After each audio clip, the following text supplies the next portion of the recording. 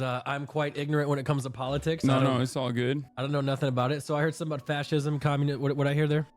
Yeah, we're just talking about the leader of Hezbollah being killed in an Israeli strike on Beirut. Give Biden 4 more years and clear Bush? No, I don't. I mean, Biden doesn't have 4 more years anyway, so it doesn't matter. Where's this at? This is Beirut. This is Lebanon. This is Lebanon's capital with 2.5 million people living in it. Well, it's probably a larger number now because a lot of the Lebanese population that was in southern Lebanon have had to escape into Beirut because they thought that would be a safe territory for them. What are they running from? Israel's bombing the shit out of everywhere. Israel, America's greatest ally, the most important country in the world, the most moral nation, the most moral democracy on the planet, is ruthlessly and mercilessly bombing southern Lebanon, including southern Beirut. What did Lebanon do? They just kind of were there. They happen to be Israel's neighbor. You're kidding. Yeah. Israel's justifications for it is that Hezbollah, which is one of the parties inside of the Lebanese parliament, which was created as a resistance group against Israel the first time Israel invaded Lebanon and occupied it for years, and then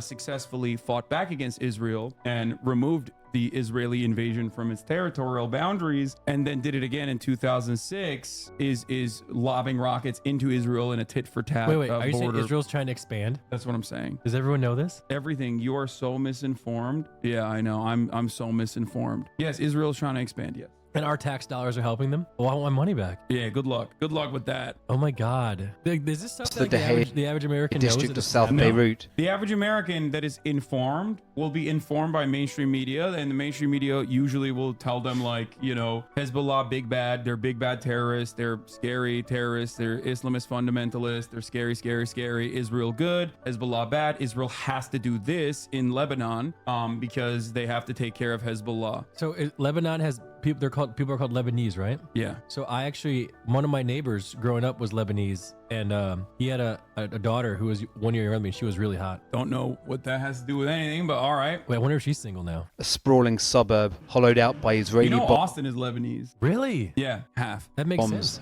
and fear. Because he's hot too. A suburb still burning. There's an intense heat coming from the basement of that building. The sky is dense with the smoke. It smells acrid. The scale of destruction around here is vast. Not just at this site, but everywhere you drive around De Gea, there are signs of these airstrikes. And just a moment ago, we heard Israeli planes in the sky. There is a tense feeling now that as bad as all this is, yet more could be coming. What's Fresh fire from the sky did soon fall. Nothing. But they brought So me tremors. In case like debris falls on his head? Yeah. Are they bombing civilians? Like a shit ton. Yeah. Who do you think lives there? These are just residential buildings. Yeah, there's babies in those buildings. There's mothers in those buildings. There's elderly people in those buildings, and they fucking destroyed them and killed like 300 of them. It's overwhelming majority civilian. Like, are they trying to intentionally hit civilians? I think their goal is to cause as much chaos as possible, like they did in Gaza, where they don't like their goal is to just like destroy the normal existence of people there to make it unlivable. That kind of the definition of terrorism? Yes, it is. And they are doing that. They are doing terrorism for sure. Oh my God.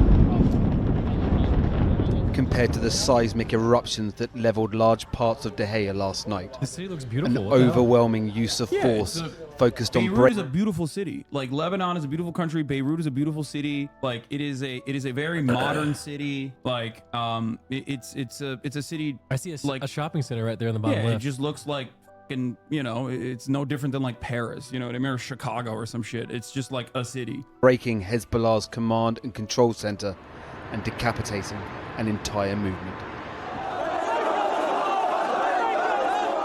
Sheikh Hassan Israel claims that there are cruise missile launchers hidden under every building, and that grandma is hiding those cruise missile launchers under her bed, and that's why they have to hit those targets. And they use our weapons to hit those targets. They don't have those bombs, so we give them billions of dollars. I believe, like, I don't know what the sum total is, but since 1948, the inception of the state of Israel, when it first became a nation state by doing pretty much this kind of stuff from the jump, we have given $250 billion total, and the Biden administration greatly accelerated it post October 7 in terms of like tens of billions of more that we have given to the state of Israel to continue bombing all of these countries. I don't want to sound like an idiot here, but why are we doing that? How do I explain it? Like, why So- would we so help them do this? I Israel- don't understand. Israel is, how do I describe it? It's like, I have to describe to you what settler colonialism is, where you like send a bunch of people to an area with the specific purpose of colonizing that area. That's kind of how America was founded as well. We are a settler colonial nation. We've sent a bunch of people here, and then those people came in and fucking killed every single indigenous person. And then we occupied more and That's more what land. Thanksgiving's about. Yeah. Yeah, exactly. And so like Israel's doing that since 1948. Originally it started under the British Empire when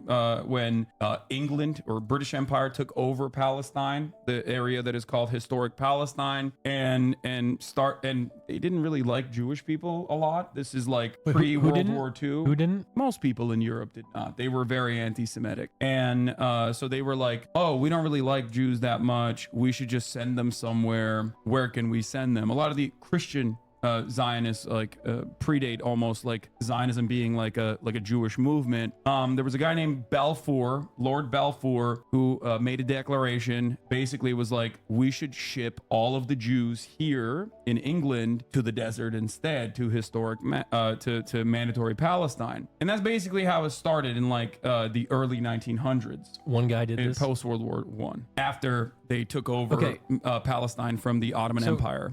Like when you say Jews, you mean Jewish people. Yeah. So this is a religion. Well, Judaism is not just a religion; it's an ethno-religion. As What's in, that? like, there are different, like, it is also an ethnicity as well as both. So you can be like a Jewish person. It's matrilineal. If your mother is Jewish, you're technically still Jewish, but you don't have to be a practicing Jew. And there are different kinds of like Jewish ethnicities under the umbrella of Judaism. You have Sephardic Jews, you have Mizrahi Jews, you have and it depends on what region they're coming from originally, or what region they lived in historically. This is crazy. This is Yeah. okay. I did not know this. But ultimately, the one guy who was like, I don't think we should ship the Jews into the fucking desert in England, Yeah. was actually a Jewish guy. Okay. Who was like, no, we shouldn't do this. This doesn't seem like a great idea. But this is like a very long and convoluted history. I want to bring it back to some of the questions you had today. Yeah. Right? What was the last question that you had when I went all the way back to like fucking Lord Balfour? I forgot. Can you ship people? They did, yeah. How And does that work? Especially accelerated after World War II as well. Was it they put them in like they did with the slaves? They put them in the boats. No, and no, send no, them no. down there, or? Like a lot of people voluntarily went as Oh, well, okay. especially after World War II. Like originally, Zionism amongst the Jewish population was looked at in a very negative way. Zionism is the ideology behind like the development of the nation state of Israel being a Jewish ethno state, a state Jews only for the most part, or a state where Jews have all of the rights and that non-Jews also can coexist, but That don't have the sounds- same set of rights. That sounds kind of racist, brother. It is racist. That is precisely why I say, and many But- academics but we're consider okay with Zionism this, to be or- a fascist ideology, because it is. In the more like in a nicer way to put it, if you want to put it in a nicer way, you can say like, oh, it's a way for Jews to have self-determination and sovereignty. So can we as the black delegation claim Michigan and kick everyone else out? I think people have tried that. Why? You know, not for Michigan specifically, but Okay. well, America is like Zionism, but for white people. Okay. But whiteness also is not as like hardlined and as defined as like as Judaism is as an ethno religion. So whiteness can expand usually. We also did it in Liberia too, but that's besides the point. I don't want to get into that. Got it. Basically, What about what he said is insane? oh, your question, they never have a follow up. He'll just say I'm anti-Semitic or something or lying. There's never like any sort of tangible counter to anything I'm saying. It's usually just shit slinging. Someone said Michigan sucks. I mean, we'll take it, guys.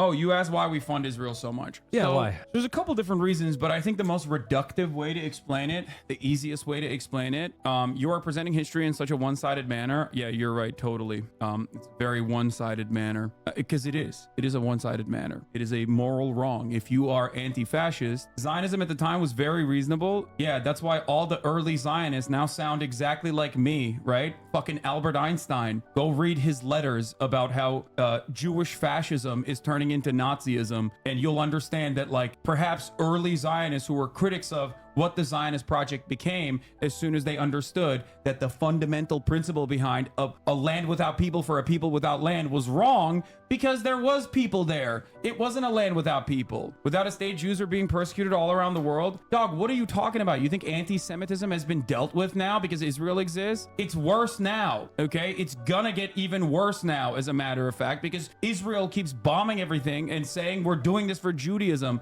and literally bringing you, I suspect, a Western Jew along with the project when you just want to live your fucking normal life. You don't have to hold on to this notion that like Jews are a monolithic force and they all care about Israel, and Israel, I don't even think this person is Jewish, by the way, but that's besides the point. The notion that without a state, the Jews are being persecuted all around the world. I'm not Jewish. Okay, then shut the fuck up. Shut your stupid fucking bitch ass up, okay? I'm sick and tired of Christian Zionists coming in here and outflanking anti-Zionist Jews in my goddamn community and chirping like this shit. You didn't even go to like Jewish camp. Where did you where did you develop this sentiment? You didn't even get the social conditioning, goddammit. What the fuck are you talking about? You didn't go to Birthright. You didn't get your shit sucked at Birthright. Why the fuck are you so ride or die? So you said Jewish camp. I thought they got rid of those. No, that's different. It's like basketball camp and shit like that. Oh, okay. Sorry. Again, I'm not very well versed in all this sort of stuff. God damn, this shit pisses me off so much, bro. Christian Zionists are so fucking annoying. Oh man. Okay, let's continue. This is all crazy. Like this Let me whole thing. let me explain the process. Why are we giving them money? I don't understand. Like, okay, so the region is a resource-rich region. Okay? There's a lot of oil. We care about oil. Still? Everything runs on oil. Of course, everything runs on oil. What about Tesla? So that's really important, and there's also a very important trade route there. Okay. Yeah. Here, I'll show you. Let's show you here. Let's pull it up on a map right here. So this is a trade map. Okay. These are some trade routes. Okay. One of these trade routes, especially if you want to cut directly in from like Asian countries, if you want to cut directly in to Europe. Yeah. Is you have to go through this area, okay? This area that's known as the Red Sea. There's a lot of countries around there that might have a different perspective than the United States of America. So we packed them all up and we made sure that they had either puppet states that were in control of that entire trade route. At the very least, at the tippy top of that, you have the Suez Canal. Okay, this is the easiest to secure part of this trade route. It's the final part of this trade route. On the one side, you have Egypt. On the other side, you have Israel. America needed, and England before it, needed some way to make sure they have full and complete control over this, over the Suez Canal, to ensure that like countries there don't turn around and go, hey, we're shutting this off. Actually, you really pissed us off, America. I don't like that. We're going to shut the Suez Canal off. Technically, it's Egypt on both sides, but yes, Israel being there is what is significant. Okay, I understand we need the trade route, but why can't we do what we did in the past? Instead of giving them weapons, just destroy them. Like we went and took oil from other places. Why would we let these small people tell us what to do? Because no matter how powerful of a country you are, America is kind of doing that already in the region. It's still unstable. Why is it unstable? Because Egypt is a massive country. Egypt needs American billions and billions of dollars of money from America. That's why it's a client state. Wait, who does? Who needs that? Egypt. Why? Because they could not exist in the way that they do without America consistently pumping it full of money. However, the Egyptian governance is shaky. Why is it shaky? Because there's a lot of people there that might go, hey man, I kind of don't like what you're doing. I'm going to do a coup. And that has happened in the past in Egypt's history. As a matter of fact, during the Cold War, if we're going to go all the way back there, a lot of allegiances with the other major power in the world, the USSR. But they suck. They can't even beat Ukraine. Okay, well that's new Russia. That's an entirely different story. But during the Cold War, we were afraid that like Egypt might, you know, align with the Soviet. A lot of the pan-Arabic nationalist movements that were forming when countries were being formed, nation states as we understand it were being formed, were like, hey, we'll take our allegiances from whoever the wants to support us. If it's not going to be America, maybe we kind of like socialism a little bit. Maybe we want some money and some weapons from the USSR. America did not like that. They were like, no, you could not work with those guys. America defeated the USSR and destroyed and dissolved the USSR. And in the aftermath, they were the only big game in town for many, many years until China came in. But even China is not doing that as much right now. But basically what is going on is these countries are completely captured by American interest, by American money. America gives, weapons to these countries so they can fund their militaries, and you can use that military to suppress your population if they try to do an uprising, things of that nature. We do tons and tons of information sharing, surveillance, all this stuff, right? Basically, at the heart of the matter is America wanting a ride or die. And what is a bigger ride or die than a country that is currently being run by a guy who grew up in Philadelphia? His name is Benjamin Netanyahu, also known as Benjamin Netai. I believe he has some other names as well. May or may not have been an intelligence asset at the time for the United States of America, and also Mossad, which is the Israeli intelligence. What do you mean he grew up in Philadelphia? He just grew up in Philadelphia. And he's the leader of and he a is different... yes, and he's the longest running, I think at this point, leader of Israel. Yes, the current prime minister. How is that possible? How is that possible? Don't you... He just grew up in Philadelphia. What do you mean? Oh, he also went to MIT. Here's the thing. All of this makes a lot more sense if you look at Israel as not just like Egypt, a client state, a vassal state, but instead just as an American state, the 51st state. Are you saying that they're attacking other countries because we want them to? So here's how this works. Israel is basically another state of the United States of America. That's the way to analyze it. We say it's sovereign, but it's not really sovereign. Completely motivated and controlled, and there's like, obviously they have their own territorial ambitions and whatnot, but like ultimately America is the big dog in here in the party. Okay, it doesn't seem like it right now because Biden is a fucking idiot and very much invested in Israel's ultra Zionist project. Israel is basically the 51st state of the United States of America. And not only is it a state, I like to say it is one of the most important states. Like, it's not like North Dakota. You know what I mean? We could get Dakota. Who fucking cares? United Dakotas. Who gives a shit? No one will think about that ever again. But Israel is significantly more important. That's why it gets more money than other American states. Jesus. That's it. Israel basically is an American state, but in a resource-rich region that has its own espionage facilities. So there's like plausible deniability when they do stuff. You're like, oh, that's a different state. That's not us. Come on, guys. It has its own unsinkable aircraft carrier, basically, in the region that we're constantly giving them all the newest weapons and newest toys that we develop in the United States of America. And our tax money completely funds and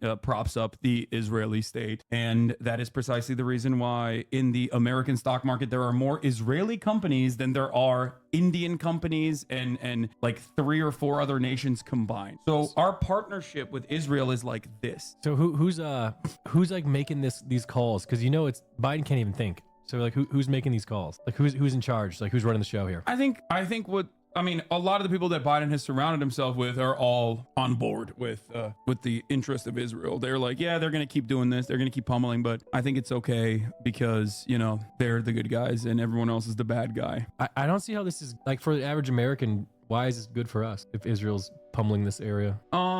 How do I explain it? There's 2 different ways to describe it. In the simplest terms, it's not. Okay. It's not beneficial. It's not beneficial even a little bit.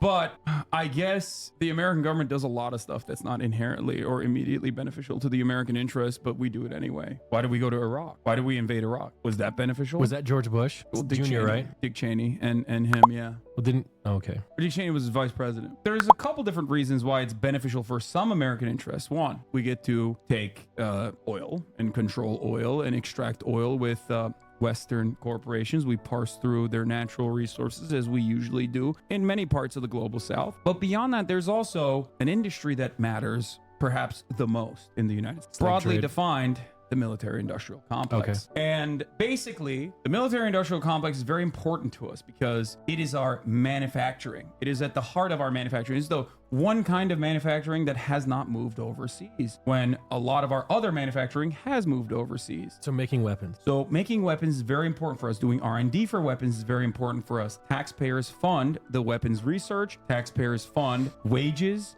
Taxpayers create the factories so that we can make more weapons. And then when we have weapons, we got to use those weapons, right? Obviously, you got to go somewhere. You can't just have them sitting in a fucking arsenal somewhere going to waste. Are you telling me this is all about money? Of course. But don't we have more than everyone already? Well, how do we get here? I mean, are we good? And also, who has them is also important because that's what I'm asking you. Because the reality is, we like to talk about the GDP, right? Or we like to talk about like our overall output and how much money we have as America. What good is all of that money out there as, you know, numbers on a board, the average American can't actually heal itself. The average American can't go to the fucking doctor, you know, going into medical bankruptcy. Does that money matter all that much? Like, it's great. We're one of the richest nations. We are the richest nation on the planet, richest nation in history. We can't take care of our own citizens. We have tens of thousands of homeless people on the streets. We have people who need health care. We have no mechanism of competing with the rest of the world in terms of like our education.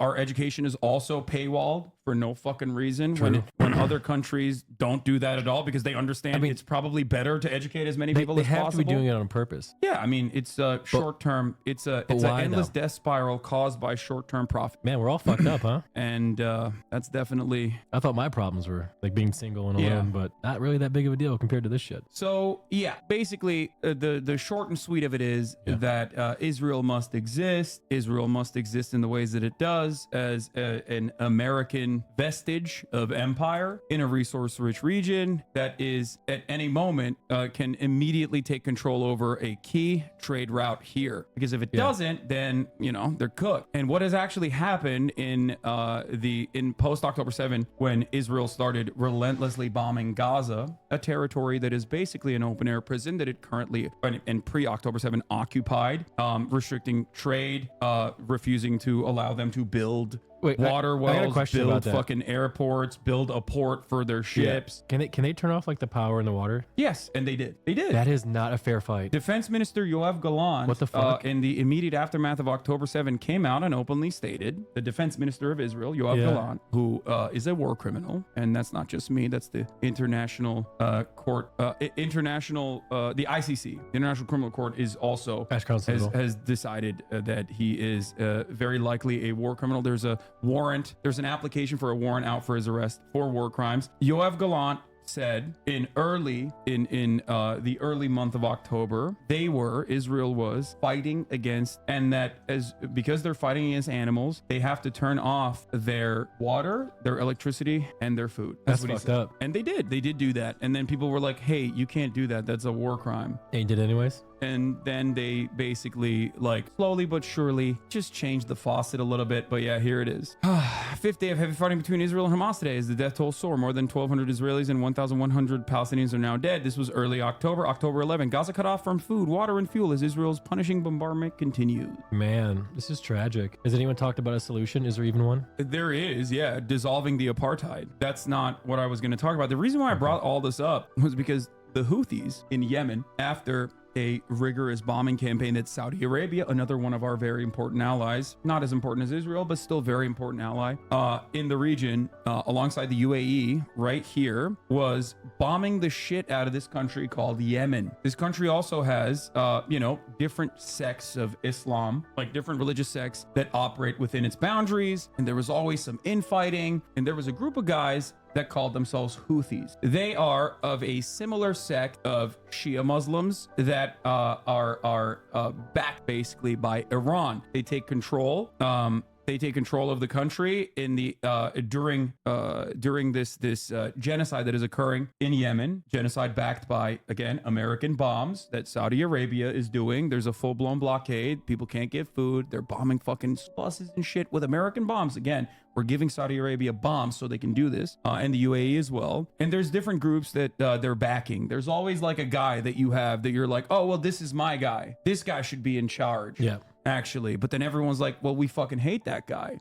They might not even like the Houthis themselves, but they're like, but we don't like this guy either, right? And everyone is trying to take advantage of that situation. All these other regional actors are trying to take advantage of that situation. Houthis basically come out as the victors from that. Okay. And they set up a new coalition called the Nasrallah movement in Yemen. And what they immediately start doing is they start saying, oh, Israel, you're going to fucking blow up Palestinians. We're going to blow you up. And you're like, what do you mean? You guys just fucking overcame a genocide. What the fuck do you mean you're going to blow it up? I didn't even think that the Houthis had that smoke. Okay. I didn't think that the Ansarullah movement was going to do that shit. Okay. I thought all they did was basically walk around with like blades in their fucking belts and look cool, okay? And make musicals. They make a lot of musicals. I can show you some of them in a second. Oh, okay. Well, it turns out they do more than that, because they do also get like a lot of weapons from Iran, which is a much larger regional actor as well. But outside of the musicals, they also literally have an insane arsenal that they are not afraid of using against anyone and everyone. So they go, hey, you like the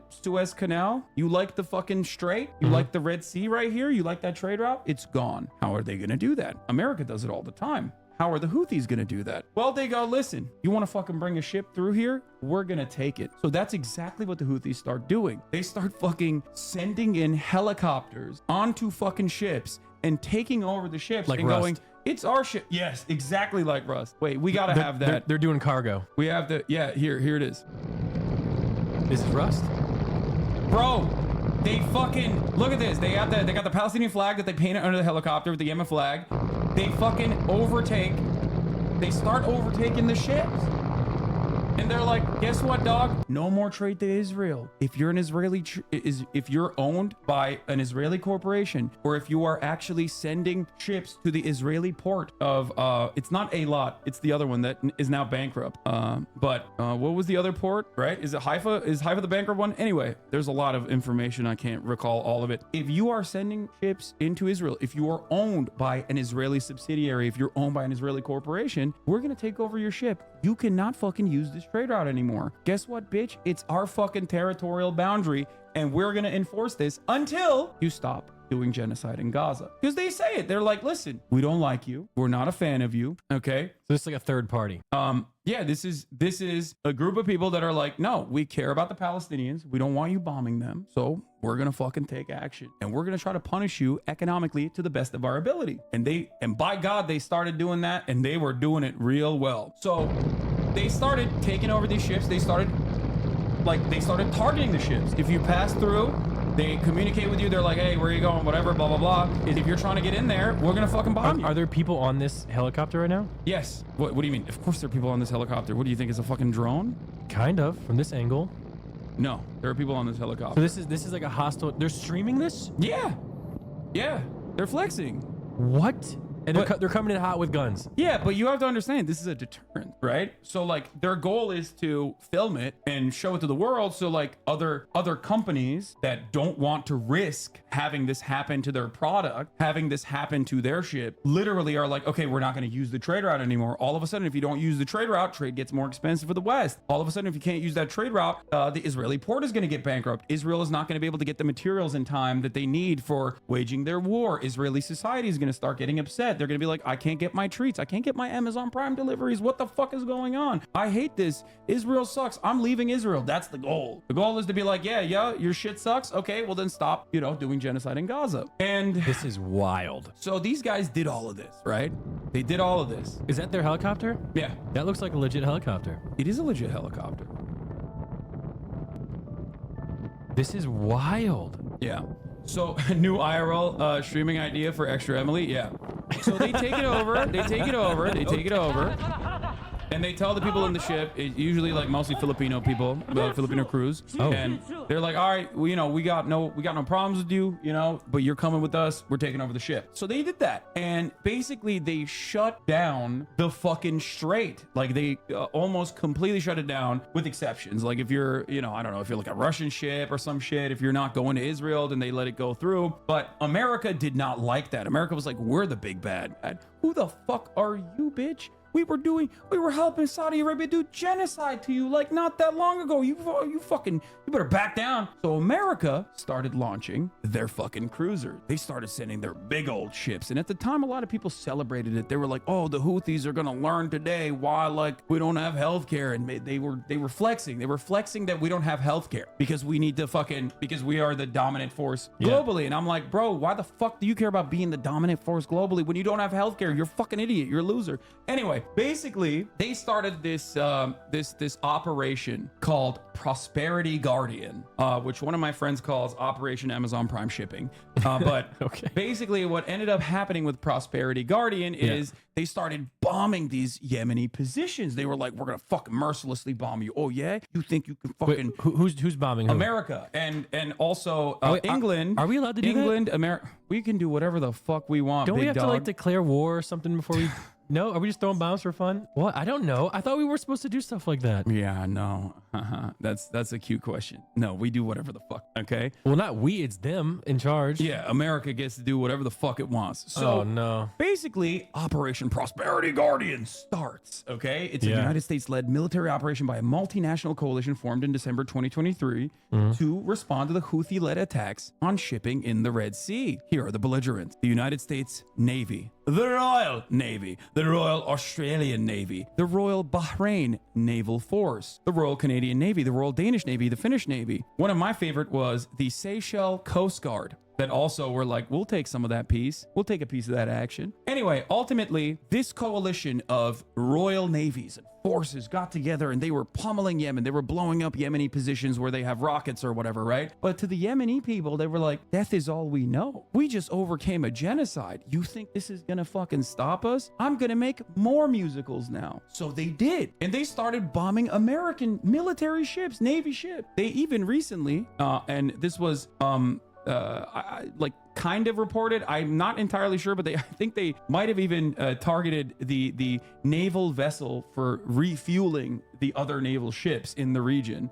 They had to literally tow that away. They're not afraid. Israel wasn't just fucking denying humanitarian aid from entering Gaza. Israel also was killing humanitarian aid workers at a rapid clip. They just kept killing humanitarian aid workers. And there was a very famous moment called the Flower Massacre, where Israel allows some trucks to go in and then they shot at the trucks, causing chaos. And then the trucks like ran over people. They shot at a lot of the people that were trying to get the fucking aid from these trucks. Then Gaza, like the Gazan officials, said, okay, we have a police force. What the fuck are we doing? We might as well use the police force, whatever remains of the Gazan police force in terms of civil governance. So the Gazan police chief was like, we are going to do a single file line. We're not going to let chaos happen when we are trying to get aid out. We're going to do this responsibly. Brought forward the internal, civil police force in the region, deliver the aid to everyone. And they were in a single file line. People were receiving aid all of a sudden. The next day, Israel killed the fucking police. Literally the next day, and then said he was a Hamas terrorist. One of the forgotten aspects of Israel's bloody campaign over the course of the past 12 months. It's just one. I'm just giving you a Sunday. You know what I mean? Just one. It's not even, this doesn't even hit the top of the line in terms of like the ruthless efficiency in which they have slaughtered everyone. And also on top of that, have mercilessly destroyed all the building and made it uninhabitable. Gaza. Is it just rubble now? I mean, how many people are left, man? There are millions of people displaced. The total number of people that was living there is like 2.5 million. 42,000 people that they confirmed killed directly, rockets, and directly with like shooting them and killing them. The Palestinian Health Ministry calculates the direct Israeli kills separately. The number that you hear is usually around 42,000. The number of death and the number of casualties is so much higher than that. They've maimed so many people. They've blown people's arms off, blown people's eyes off, all this stuff, right? Basically, that number is actually very small in comparison to the much, much larger death number. For example, Dropsite News actually interviewed my friends over at Dropsite News actually interviewed I think like the chief medical like the chief of the health bureau, whatever remains in Gaza. And they were saying that like the actual death toll is significantly larger because there's so many people dying of there are people dying of starvation, of course. There's famine in North Gaza, but beyond that, there's a lot of people that like have cancer, for example. They can't get their cancer treatment. Why? Because Israel is occupying the only fucking cancer ward that remains in Gaza. Israeli military is using that as a fucking battleground. So they can't get fucking cancer treatment. So they die of cancer, but that doesn't even log in as like a direct casualty of Israel's bombing campaigns. If you want to see what the before and after looks like, here is, this is, by the way, this article is more than 10 months old at this point. Holy shit. It's even worse than that. This is what it looked like before Israel, and this is what it looks like after Israel. Is this all of Gaza or just a portion? All of Gaza is like this now. They did this in the north first, and then they slowly moved to the center, and then they moved into the south. Now, you ask an interesting question, because there was a red line. Rafah is the southernmost point of the Gaza Strip. This is what Rafah looks like before. This is what Rafah looks like now. They leveled it. Jeez. And Biden said that was the red line. That was the red line, but he never enforced it. They never enforced it at all. Of course, why would they enforce it? And throughout this entire 12-month process, now nearing his 12th month, it's officially about to be a year. Yep. In a couple of weeks, Biden kept saying, we're tirelessly working for a ceasefire. Tireless. Around the clock. There's Israeli hostages inside of Gaza. Israel is killing them because they keep bombing the fucking strip, and there's hostages under the fucking rubble. They're dying too. Israel's killing its own hostages. And throughout this entire process, they're like, we're just working tirelessly. We're so mad at Israel. Arr. But every time Biden says, don't do this, Israel does it anyway. And they do it flagrantly, and they do it openly. And in the process, they also get one other assurance. America's never going to stop them. And America is actually going to keep giving them more weapons, because America says, don't do this. Israel does it. America turns around and gives another $9 billion worth of weapons to Israel the next day. That's kind of embarrassing. This past week. This happened this past week. Yeah. Why don't we put our foot down? Is it because we really don't actually care?